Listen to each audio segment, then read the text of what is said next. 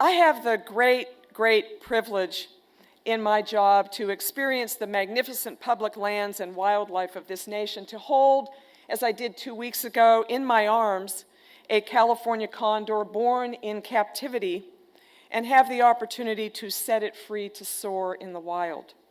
Or explore ocean nurseries of seahorses, sea turtles, and tiny iridescent fish among mangroves along a Virgin Island bay. Or stand shoulder to shoulder with citizen stewards replanting sea marshes along the Texas coast. But I also see the darker touch of human action. Albatross chicks at Midway Island, dying a death of starvation as they ingest pounds and pounds of metal and plastic litter.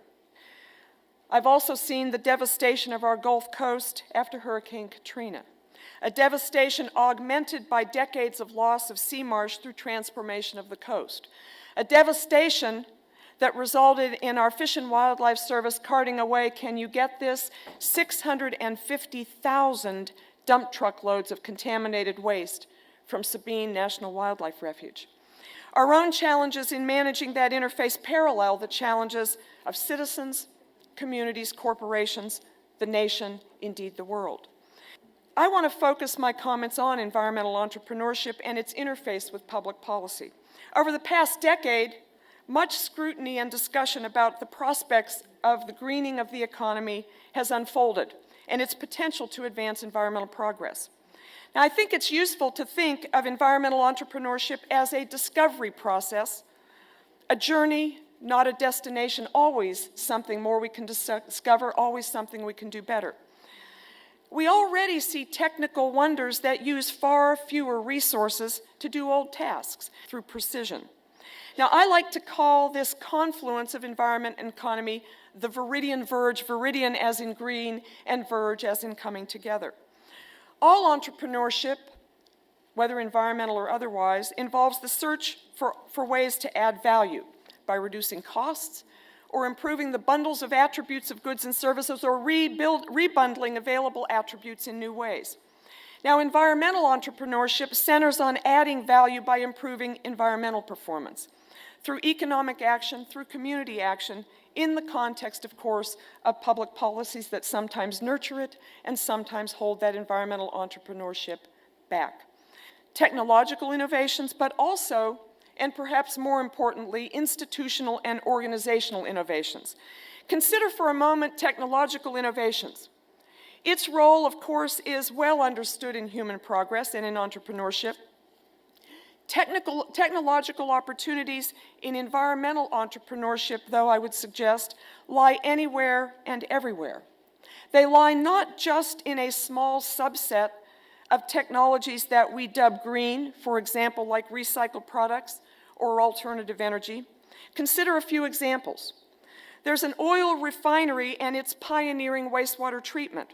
It used what Gretchen Daly at Stanford University calls nature's capital by creating wetlands for wastewater treatment. The cost was 1/10 in annual maintenance, 1/3 the infrastructure cost compared with a mechanical treatment facility, but created habitat for some 200 species. Now, beyond innovations built upon nature's capital are an infinite other number of concepts and opportunities. Only resource that is not finite, in fact, is the human imagination. Consider Dutch flower growers. They're now using rock wool medium that enables them to have reduced water use via recirculation, reduced chemical use through computerized controls, and also, along the way, reduced labor costs from platform growing. Now, these examples are all outside traditional green businesses, yet they're all examples, I would suggest, of environmental entrepreneurship. But what I really want to focus on is not technology, but on organizational innovations. Entrepreneurship in organizational forms that enhance environmental entrepreneurship. There are new relationships between manufacturers and suppliers, for example, green performance contracts. Consider one auto plant. The plant used to buy paint by the volume.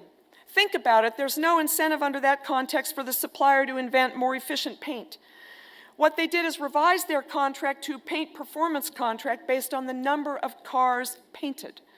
The result is, of course, the supplier has a big incentive to reduce overspray to make the efficient paint with less stuff. Then there are new relationships between producers and customers. Consider, for example, interface flooring that some years ago pioneered a lease arrangement with carpets. Instead of simply selling a commercial carpet every couple years and then having it be pulled up and thrown back away, they developed carpet tiles. As little areas wear out, you replace that little tile rather than removing the entire thing. We are also seeing new relationships between companies and community hosts. And finally, we see new organizational relationships among producers, what a friend of mine calls byproduct synergies. Consider, for example, a steel company that was generating fly ash and had to dispose of it in great amounts, but instead paired up with a cement company in Texas, who used that fly ash as its input to make Portland cement. I believe innovations that blend economic and environmental goals are key to a better future. The policy context, of course, influences this trajectory. Now, what does all this have to do with natural resource management and the Department of the Interior and its responsibilities?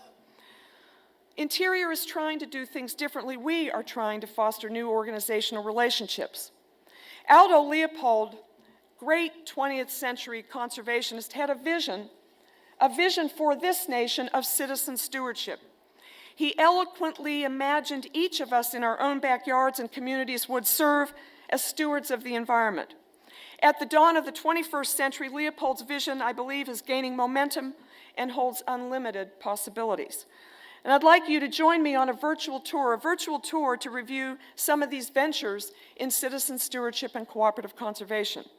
Let's travel to the southeast, just north of here in Georgia, North Carolina, elsewhere, where our U.S. Fish and Wildlife Service has embarked on a carbon sequestration initiative.